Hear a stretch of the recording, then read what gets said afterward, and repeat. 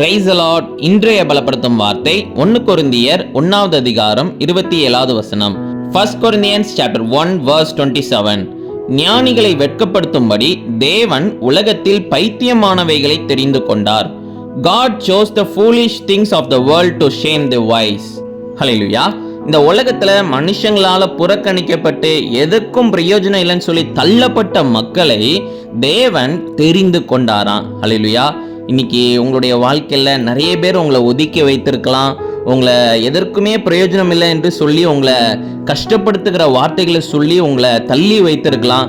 நீலாம் எனக்கு தேவையில்லை அப்படின்னு சொல்லி உங்களை ஏளனமாக பேசியிருக்கலாம். இப்படி நிறைய காரியங்கள்னால இன்னைக்கு மனுஷங்க உங்களை புறக்கணித்திருக்கலாம். ஆனா கர்த்தர் தேவாதி தேவன் உங்களை தெரிந்து கொண்டிருக்கிறார்.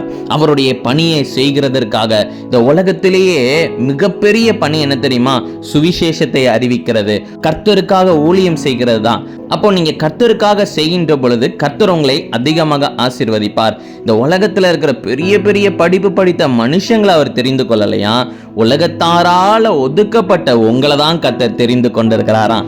அதனால கர்த்தர் உங்களை தெரிந்து கொண்டிருக்கிறார் என்பதை உணர்ந்து கர்த்தருக்கு நன்றி செலுத்தி கர்த்தருக்காக வாழுங்க. நிச்சயம் கர்த்தர் உங்க மூலமாக பெரிய காரியங்களை செய்வார். நம்ம எல்லாரும் கண்களை மூடி ஜெபிக்கலாம். எங்களை நேசிக்கிற நல்ல தகப்பனே, ஆண்டவரே ஏசப்பா, பிள்ளைங்களை நீங்க தெரிந்து கொண்டதற்காக நன்றி செலுத்துகிறேன் அப்பா.